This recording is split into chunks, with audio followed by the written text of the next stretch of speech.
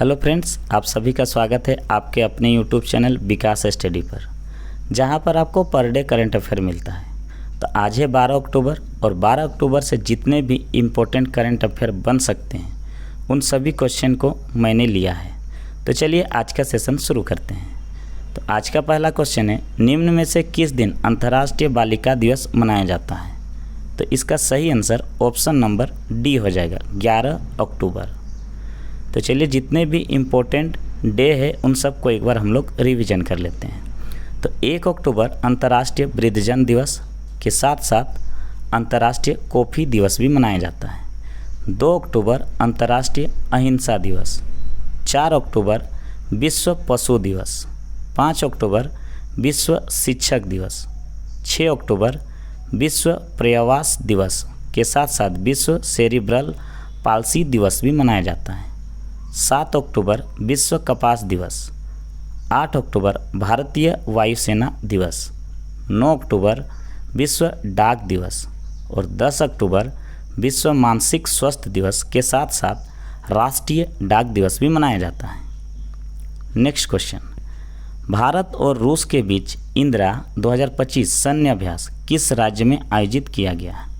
तो इसका सही आंसर ऑप्शन नंबर डी हो जाएगा, राजस्थान। तो चलिए इससे बनने वाले इंपॉर्टेंट पॉइंट्स को भी हम लोग डिस्कस कर लेते हैं। भारत और रूस के बीच एक बड़ा सैन्य अभ्यास इंदिरा बीकानेर में हो रहा है। यह अभ्यास दोनों देशों की सेनाओं के बीच दोस्ती और तालमेल बढ़ाने के लिए है। इस अभ्यास में दोनों देशों की सैनिक मिलकर ट्रेनिंग करती है। वे एक दूसरे की युद्ध की तकनीकों को सीखता है। इंदिरा अभ्यास का मकसद आतंकवाद से लड़ना है और शांति बनाए रखना है। इसमें दोनों देशों की थल सेना, नौसेना और वायुसेना के जवान हिस्सा ले रहे हैं। वे मिलकर के दुश्मनों से लड़ने का अभ्यास करते हैं और अभ्यास बीकानेर के राजस्थान के इलाके में हो रहे हैं। नेक्स्ट क्वेश्चन, निम्न में से किस स्थान पर अंतर्राष्ट्रीय पर्पल फेस्टिवल के तीसरे संस्करण का आयोजन किया गया है? तो इसका सही आंसर ऑप्शन नंबर सी हो जाएगा, पणजी। तो चलिए इससे बनने वाले इंपॉर्टेंट पॉइंट्स को हम लोग देख लेते हैं। अंतर्राष्ट्रीय पर्पल फेस्टिवल का तीसरा संस्करण आज पणजी और गोवा में शुरू हुआ है। दिव्यांगजनों के सम्मेलन में यह आयोजित भारत के पहले अंतर्राष्ट्रीय और समावेशी उत्सव के रूप में इस कार्यक्रम का उद्देश्य सशक्तिकरण, सुगम्यता और सामाजिक एकीकरण पर प्रकाश डालना है।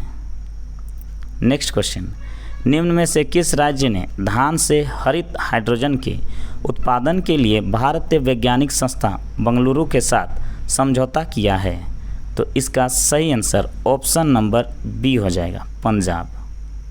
तो चलिए इससे बनने वाले पॉइंट्स को भी हम लोग देख लेते हैं। पंजाब ने धान चावल के भूसे से हरित हाइड्रोजन के उत्पादन के लिए भारतीय वैज्ञानिक संस्था बंगलुरु के साथ एक समझौता ज्ञापन पर हस्ताक्षर किया। यह समझौता ज्ञापन पंजाब ऊर्जा के विकास एजेंसी और IISc के बीच अग्रिम पायलट परियोजना स्थापित करने के लिए किया गया है। हाल ही में अमेरिका और रूस के बीच की न्यू स्टार्ट ट्रीटी को कितने समय तक बढ़ाया गया है? तो इसका सही आंसर ऑप्शन नंबर ए हो जाएगा, 1 वर्ष के लिए। तो चलिए इससे बनने वाले इंपॉर्टेंट पॉइंट्स को देख लेते हैं। अमेरिका और रूस के बीच न्यू स्टार्ट संधि को 5 जनवरी 2026 तक को समाप्त होने के बजाय 1 साल के लिए बढ़ा दिया गया। यह विस्तार केवल तभी लागू होगा जब दोनों देश एक दूसरे के साथ भी अनुपालन जारी रखेंगे। मूल रूप से यह संधि 2021 में 5 साल के लिए बढ़ाई गई थी। Next question, Maria Corina Machado को 2025 का नोबेल शांति पुरस्कार जीता है, वह किस देश से संबंधित है? तो इसका सही आंसर ऑप्शन नंबर डी हो जाएगा, वेनेजुएला। और ये है मारिया कोरिना मचाडो। तो चलिए इससे बनने वाले इंपॉर्टेंट पॉइंट्स को भी देख लेते हैं।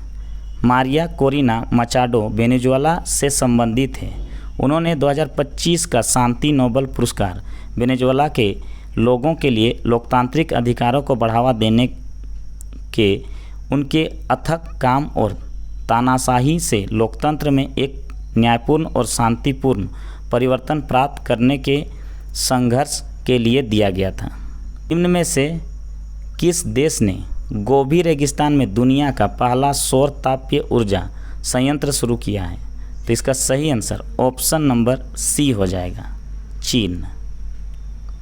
तो चलिए इससे बनने वाले इंपॉर्टेंट पॉइंट्स को भी देख लेते हैं। चीन ने गोबी रेगिस्तान में दुनिया का पहला सौर तापीय ऊर्जा संयंत्र शुरू किया है। यह संयंत्र चाइना 3 गोर्जेस कॉरपोरेशन द्वारा निर्मित है, जो पिघले हुए नमक का उपयोग करके रात में भी बिजली उत्पादन कर सकता है। नेक्स्ट क्वेश्चन, निम्न में से कौन मिसेज यूनिवर्स का खिताब जीतने वाली पहली भारतीय बन गई है? तो इसका सही आंसर ऑप्शन नंबर बी हो जाएगा, शेरी सिंह। और यह है शेरी सिंह। तो चलिए इससे बनने वाले इंपॉर्टेंट पॉइंट्स को भी हम लोग देख लेते हैं। मिसेज यूनिवर्स का खिताब जीतने वाली पहली भारतीय शेरी सिंह हैं, जिन्होंने 2025 में यह उपलब्धि हासिल की। उन्होंने